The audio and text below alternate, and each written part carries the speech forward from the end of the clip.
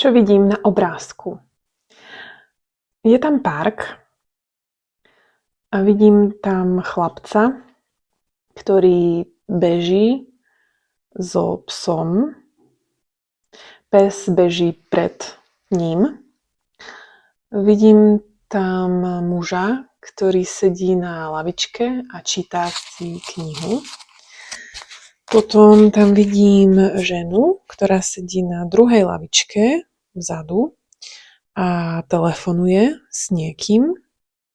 Vedľa lavičky sú dve dievčatá, ktoré niečo robia, niečo varia, niečo pripravujú. Jedno dievča má v ruke lyžicu a niečo asi varia.